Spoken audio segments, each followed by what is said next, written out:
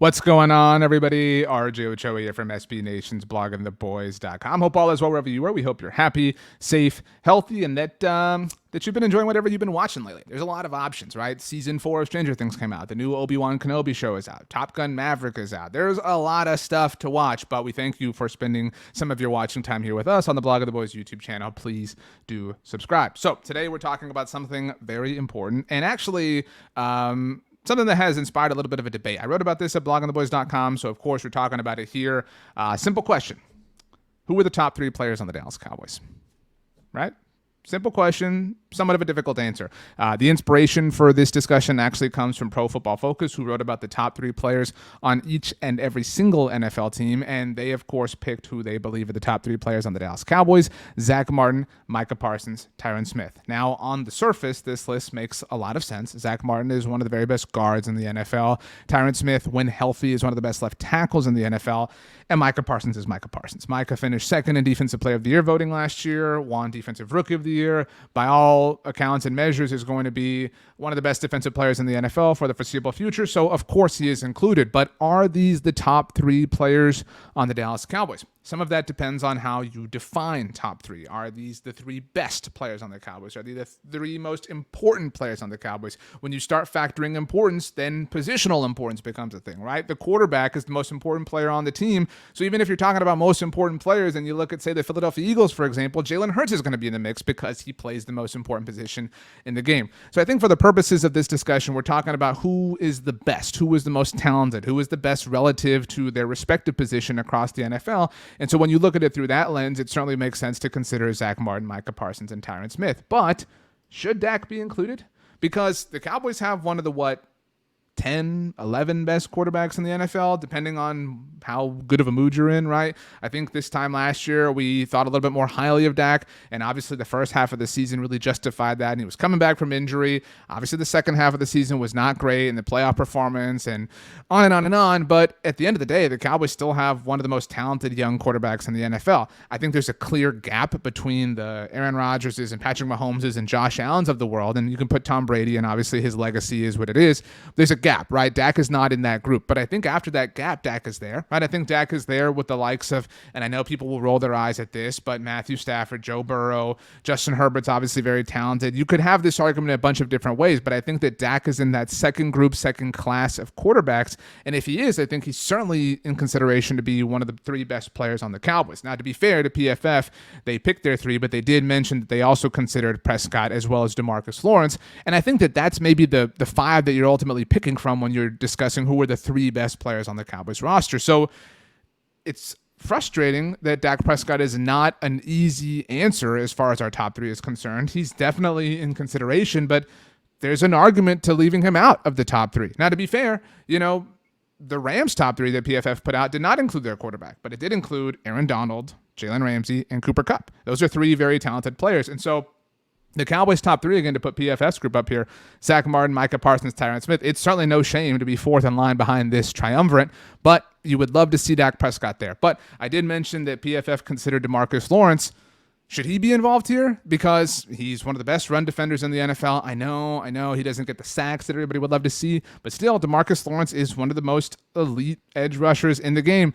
Elite DeMarcus Lawrence, he is. He is one of the best edge rushers in the NFL. I know the sack numbers don't prove that, but literally all of the other important metrics do. But again, he's probably like the 5th best player on the team. I do think that this was a pretty fair exercise done by Pro Football Focus. Now, if we put their list up there again, if we're taking one of these out, right, because that's the whole idea, right? If you believe somebody else, whether it's Dak or DeMarcus Lawrence, should be among this group of 3, who are you removing? I don't think you're removing Micah Parsons. I don't think you're removing Zach Martin. I think if you're removing Tyron Smith, it's because you're factoring injury, and that's not Tyron's fault. That's not a knock against him. It's just reality, right? It's just Tyron is going to miss time. And so when you consider that, how can you say he's one of the 3 best, one of the 3 top players on the team? When healthy, sure, of course, but That's not the case 100% of the time. The last time Tyron Smith played an entire season without any sort of injury issue, Dak Prescott was in college. It's been a very long time. That was 2015.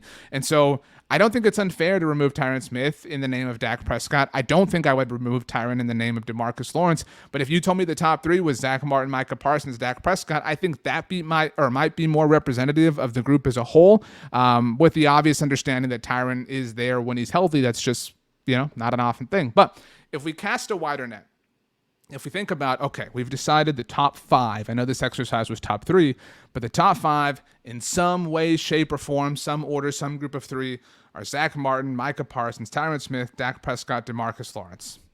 What about Trevon Diggs? Trevon Diggs led the NFL in interceptions last year, right? I know this is a PFF list, and PFF is not all too high on Trevon Diggs, but he is an ascending cornerback in the NFL, could be one of the NFL's truly elite corners, right? We're still very early in his career. This is his third season in the NFL. He's only been playing the cornerback position for a handful of years.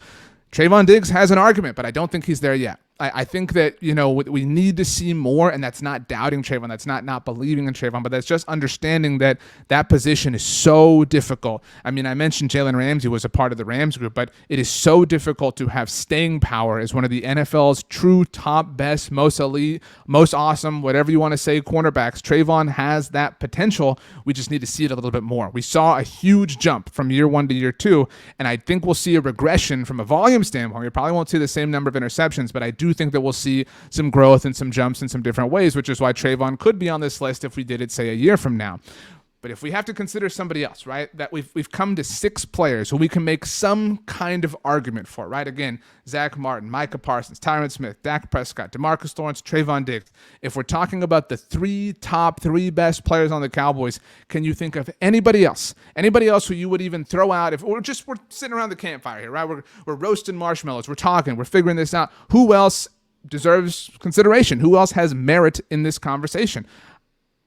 Who else? I'm waiting on you. This is a video that I'm recording, so this is literally impossible for you to say it out loud, but I'm going to wait. That's interesting. Made a good point. Very interesting.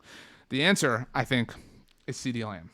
Now, I don't think he's in the top 3. I don't think he's in the top 5. I don't think he's in the top 6. I think he's the 7th best player on the team right now.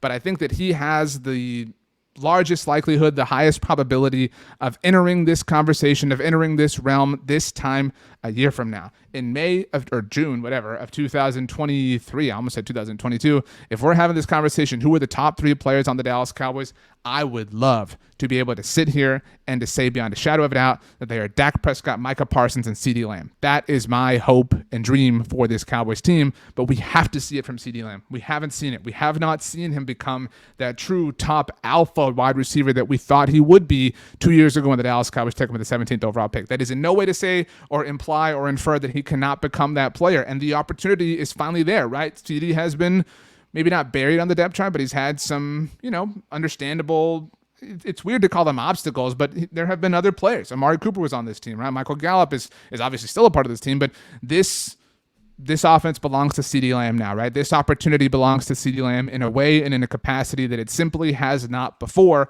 And so maybe he'll meet that challenge. Maybe he'll rise to that occasion. Maybe he will become the player that we all envisioned 2 years ago. And a year from now, we're saying, hey, he made the leap. He, did what he had to do. And now CeeDee Lamb is truly one of the best wide receivers in the NFL. That is the hope. That is the dream. Who are your top 3 players on the Dallas Cowboys? We would love to hear your answers. You can hit me up. My name is RJ Ochoa. You can follow me on Twitter or Instagram at RJ Ochoa. My DMs are open. I am on the Talk of Tick, RJ.Ochoa. I think my DMs are open there. I don't know how that works exactly. I'm still new over there, so please be gentle. If email's more your speed, you can hit me up, RJ.Ochoa at SBNation.com, or you can leave a comment down below, and we'll get to that as well. But very interesting exercise. And it's interesting no matter what team you look at. Who are the top 3? Who are the best 3? Again, I think if you start to discuss most important, that conversation, the theme of it changes because quarterbacks are inherently so much more important than any other position. And that kind of warps, I think, the point or the purpose of the discussion. So we would love to hear your answers, who you believe are the top 3 players on the Dallas Cowboys. Also, love to hear what you're streaming. Like I said at the very beginning, what are you watching? What's got your attention? What's got you captivated as of late? I know the answer is the Blog on the Boys YouTube channel, so you can please do subscribe down below. But yeah, we would love to hear your answers. So the offseason rolls on. We will continue to keep you updated on all things Dallas Cowboys at Blog of the Boys, all throughout the Blog on the Boys universe. So please join us. We love you, and we love talking Dallas Cowboys with you. With all that being said, I hope you have a great day. I hope you have the best day ever. I hope you have the best day of all time. You know why? Because you deserve it. Thanks for hanging out with us, everybody. We'll see you next time.